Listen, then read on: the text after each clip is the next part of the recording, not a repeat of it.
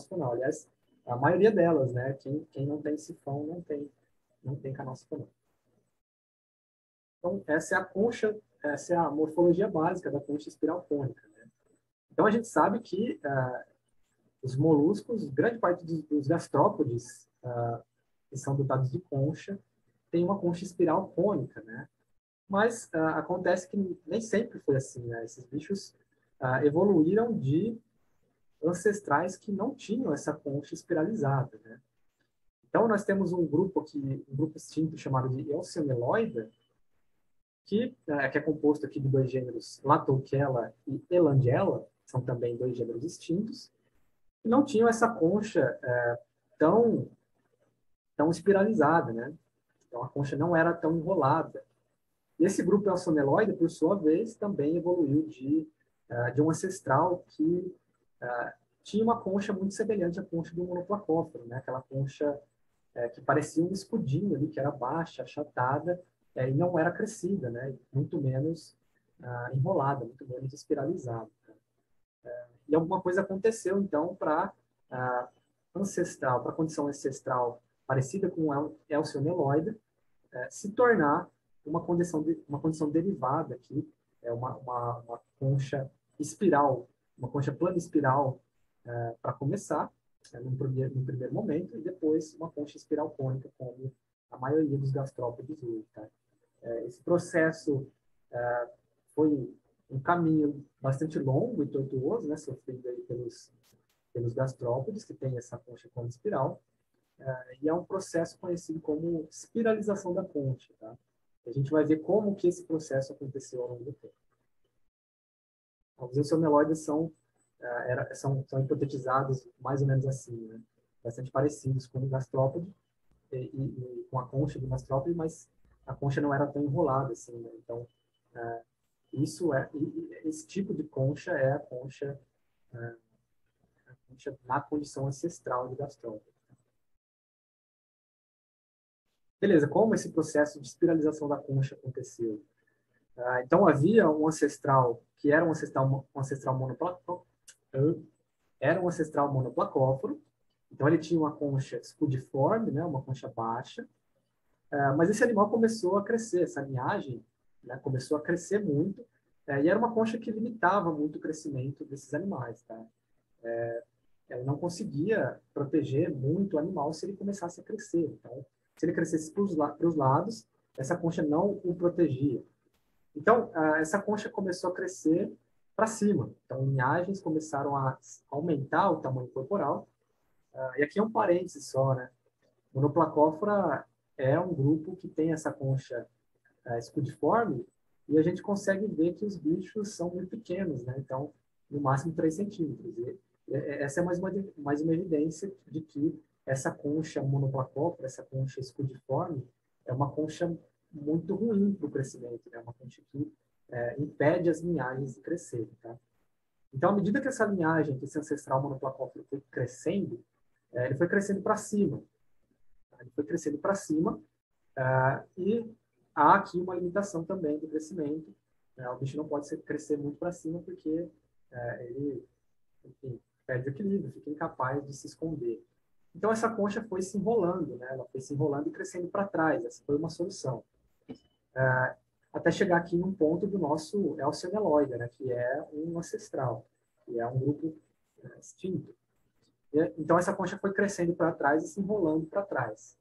Isso permitiu que eles conseguissem crescendo, até que eles conseguiram chegar num ancestral de todos os gastrópodes vivos hoje, né?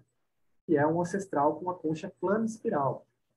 Então, essa concha foi crescendo para trás e se enrolando, crescendo, se enrolando, crescendo, se enrolando. Essa linhagem conseguiu aumentar de tamanho, né? E, ao mesmo tempo em que a concha crescida conseguia proteger o corpo aqui, que agora saía mais ou menos da concha. Então, a concha conseguia proteger relativamente bem o corpo. Então, esses animais conseguiram aumentar o tamanho corporal, né? E agora fizeram dessa concha que era um escudo, eles fizeram uma casa a partir dessa concha. Então, essa é uma concha conhecida como plano espiral, exatamente porque as voltas da concha em torno aqui de um eixo principal, elas vão ficando justamente sobrepostas aqui às voltas precedentes, tá? Então, cada volta da concha vai ficando sobreposta, vai ficando completamente sobreposta à volta anterior, tá? Essa é uma concha plana espiral. Então, se a gente pegar o bicho de frente, é isso que a gente vai ver, né? Mais ou menos um plano, tá? Mas havia um problema, né, com essa concha plana espiral. Esses bichos conseguiam aumentar o tamanho corporal, mas não era uma concha muito compacta, né? Então, isso trouxe alguns problemas muito grandes aí de equilíbrio. Então, qualquer corrente de água que passasse ia tombar esse animal, né? Porque a concha era uma concha grande, era uma concha bastante expandida para trás, então era uma concha que não era compacta. Eles se desequilibravam, então, muito facilmente, e era uma concha tão grande, tão expandida para trás, que esses bichos tinham muita dificuldade para se esconder e para escalar um postão rochoso, por exemplo, tá? Ou se esconder numa fenda muito pequena. Isso deve ter levado algumas linhagens, né, com concha plana espiral à extinção, inclusive. E qual foi a solução para esse problema da compactação? Foi o crescimento da concha para outra direção. Então, a partir de um ancestral com a concha cone espiral, essa linhagem começou a aumentar a concha, a crescer a concha lateralmente no corpo. Então, ou para o lado direito ou para o lado esquerdo. A concha começou a se espiralizar para o lado. Tá? Isso fez com que o tamanho da concha se reduzisse. Né? Então, agora é uma concha, a partir dessa espiralização para a lateral, essa concha passou a ser uma concha muito mais compacta. Né? E é uma concha conhecida como concha espiral cônica, né? Ou concha cone espiral. Cone espiral porque a espira aqui em torno de um eixo principal, cada volta da concha, cada volta da espira, fica agora apenas levemente sobreposta aqui pela volta anterior, pela volta precedente. Tá? Isso dá à concha um aspecto de cone. E é exatamente por isso concha cone espiral. Então, essa concha cone espiral agora é uma concha muito mais compacta. Esses animais conseguiam escalar, esses animais conseguiam se esconder em construções rochosos, tá? Então, e conseguiram crescer também. Tá? Então, resolveram alguns problemas aí, né? Só a aquisição desse tipo de concha. Mas surgiu um outro problema aqui, que foi o problema do equilíbrio também.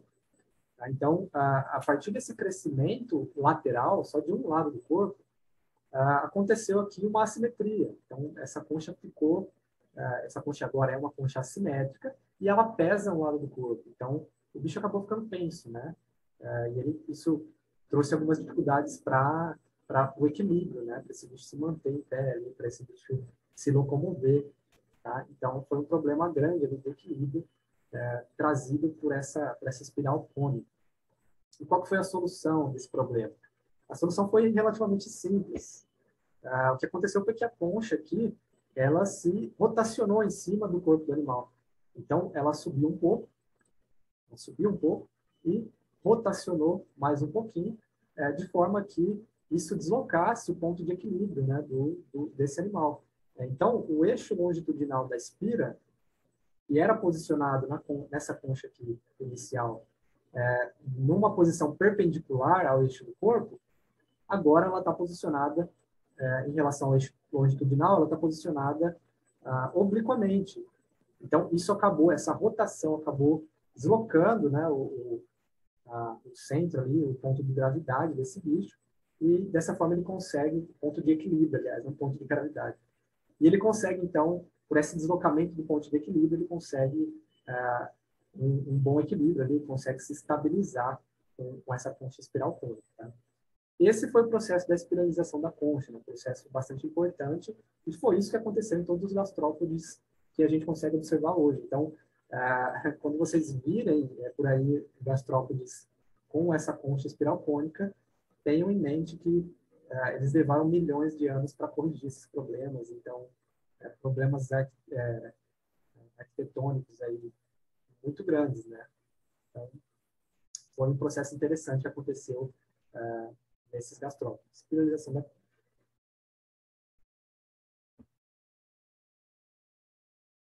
Beleza, agora temos um outro processo interessante em gastrópoda também, que aconteceu ao longo do tempo. É um processo muito distinto de, da espiralização da concha, mas é um processo frequentemente confundido com ela, tá? Mas vocês não podem confundir, tenham em mente que são processos distintos que aconteceram em períodos de tempo distintos também, tá? Um evento foi precedido do outro, tá? Então, provavelmente, a espiralização da concha aconteceu primeiro e a torção do corpo aconteceu depois. Mas tenham em mente que são processos, são eventos evolutivos diferentes. Tá? E o que é a torção do corpo? É simplesmente a torção da cavidade do manto, o deslocamento da cavidade do manto junto com as vísceras de uma região posterior do corpo da condição ancestral, do molusco ancestral, exatamente para a condição, exatamente para a região anterior da condição derivada. Tá? Então, o que aconteceu aqui foi uma torção de cavidade do manto e órgãos viscerais, uma torção de 180 graus da região posterior do corpo para a região anterior do corpo. Então, tanto a cavidade do manto quanto tudo que tem dentro aqui, quitenídeos e poros, foram parar aqui na região anterior do corpo, perto da cabeça. Então, todos esses poros foram desembocar bem próximos aqui em cima da cabeça. Tá? Isso na condição derivada. Aí aconteceu em muitos moluscos. Esse é o processo de torção, né, que deu origem a um ancestral que também deu origem a indivíduos que não são torcidos. E a gente vai explicar, então, a gente vai ver como esse processo aconteceu de novo. Então, nós temos aqui um desenho esquemático representando um molusco e representando também nesse primeiro desenho a condição ancestral, né, onde temos a cavidade do manto e alguns órgãos posicionados aqui, posicionados na região posterior do corpo desse molusco ancestral. Tá? Então, em azul aqui temos tubo digestivo, em vermelho, coração, 2 átrios e um ventrículo, condição ancestral, junto com 2 vasos branquiais aqui. E em rosa temos 2 quitenídeos, um par de quitenídeos, tá? E aqui, cavidade do manto. E em preto aqui, cordões nervosos junto com pares de gânglios. Então, condição ancestral, tudo posicionado posteriormente ao corpo do molusco ancestral. Durante o processo de torção, o que aconteceu foi a rotação, a torção da cavidade do manto e órgãos e vísceras, tubo digestivo, enfim. Num primeiro momento, para a região mediana aqui, então, num primeiro momento, tudo isso sofreu uma rotação de 90 graus, e num segundo momento, essa cavidade do manto foi parar na região anterior do corpo, né? Totalizando uma rotação de 180 graus em relação ao eixo do corpo. Tá? Então, esse foi o processo de torção. Ele acontece assim também no desenvolvimento ontogenético desses bichos. Tá? E quais são as vantagens que o processo da torção trouxe para essa linhagem? Existem duas hipóteses aí existem duas vantagens que possivelmente beneficiaram essa linhagem, né, com esse processo de torção do corpo. A primeira delas é o recolhimento da cabeça. Então, agora, com essa cavidade do manto posicionada na região anterior do corpo, esse bicho poderia recolher a cabeça. Tá? E isso foi extremamente benéfico, né? Isso foi extremamente vantajoso para essa linhagem e poderia agora proteger a cabeça de predadores, poderia proteger um órgão tão importante quanto a cabeça e órgãos cefálicos de possíveis predadores, né? De possíveis perigos. Então, o recolhimento da cabeça dentro da cavidade do manto possibilitou uma maior proteção, né, de um órgão bastante importante. Então, uma puta vantagem. Né? E uma outra vantagem também possível foi que esses bichos agora conseguiam testar a qualidade da água na direção do deslocamento. Né? Então, na cavidade do manto existem órgãos aqui chamados de osfrádios, que são quimiosensoriais e conseguem testar a qualidade da água. Tá? E esses bichos agora, com os frágios posicionados na região anterior do corpo, eles poderiam sentir a qualidade da água na medida em que eles se deslocavam exatamente para águas com uma qualidade maior. Tá? Então, eles poderiam escolher qualidades de água melhores, né? E águas com recursos melhores, talvez.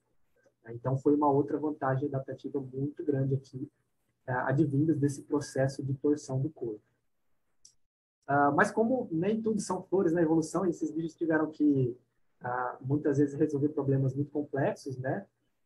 Em termos de engenharia, surgiram também dois problemas, e eu diria que os dois problemas são tão grandes quanto essas vantagens, né? O primeiro problema é a limitação do crescimento. Você vai me perguntar, porra, Matheus, mas de novo a limitação do crescimento? A limitação do crescimento foi um problema que esses bichos tiveram que lidar durante muitas vezes, né? E muitas linhagens tiveram que lidar com esses problemas independentemente, né? Esses bichos têm uma concha externa, ou seja, um esqueleto externo, e é muito difícil aumentar o tamanho corporal, desenvolver o corpo, sem desenvolver uma concha, né? Então, a concha é uma barreira, né? E é uma estrutura que limita muito o crescimento. Então, eles tiveram que driblar aí, diversos obstáculos para conseguir aumentar o tamanho corporal. Tá?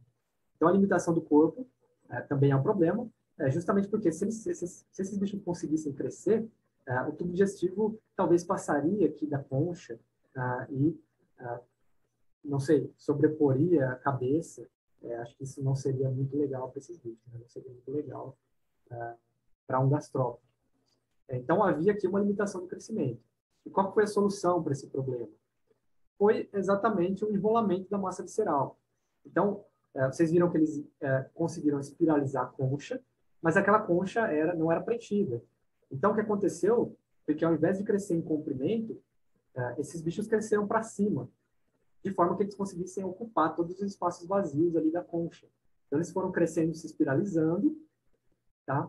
E foram ocupando todos os espaços da concha. Mais ou menos o meio intestino aqui, principalmente as vísceras, foram crescendo e ocupando a concha. Isso deu a possibilidade, então, desses organismos se desenvolverem, crescerem, essas linhagens aumentarem o tamanho corporal, tá? Então, o enrolamento da massa visceral ocupando os espaços da concha foi uma solução para esse problema.